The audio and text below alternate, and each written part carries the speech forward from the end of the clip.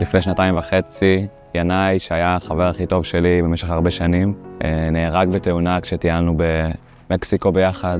הוא נפל לנהר ומצאנו אותו רק לאחר 3 ימים. אני אוהב אותך הרבה ונתראה עוד שנה.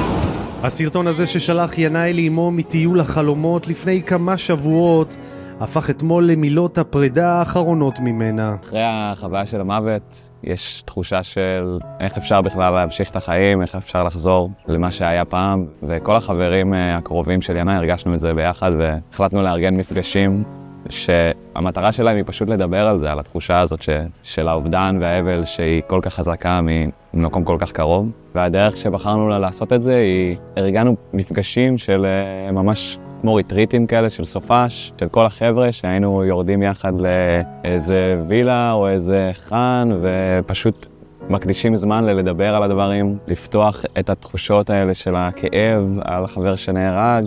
כשינאי נהרג, התקבצנו כל החברים הטובים שלו, גם מהקומונה, גם מהשנת שירות, גם מהצבא. נוצר איזשהו צורך שלנו להיות ביחד ולתמוך אחד בשני, כי הבנו הכי טוב את הכאב אחד של השני. וב7 באוקטובר איבדנו גם אנחנו וגם עוד המון חבר'ה צעירים בני גילנו, כמות אדירה של חברים. ידענו שסביב כל צעיר כזה שנהרג יש חבורת חברים שהולכת לעבור את מה שאנחנו עברנו כשינאי נהרג.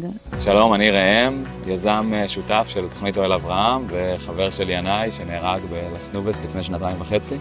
אני בר, מנהלת שותפה ויזמית יחד עם ראם של תוכנית אוהל אברהם. אני הייתי בת הזוג של ינאי.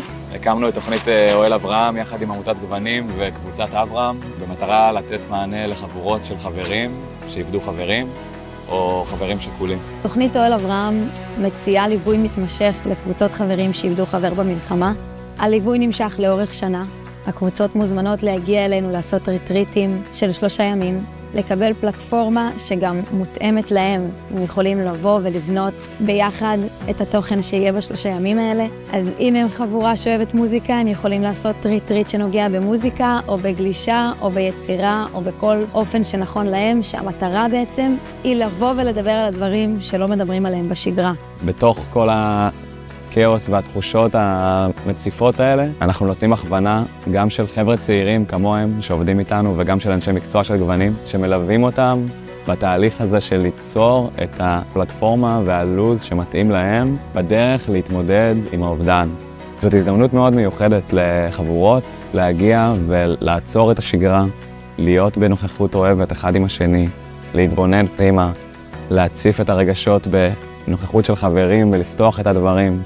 בין הרגשות הנורא קשים על החבר שעבד, לבין המתח של לחזור לשגרה, לבין מילואים, לבין לימודים.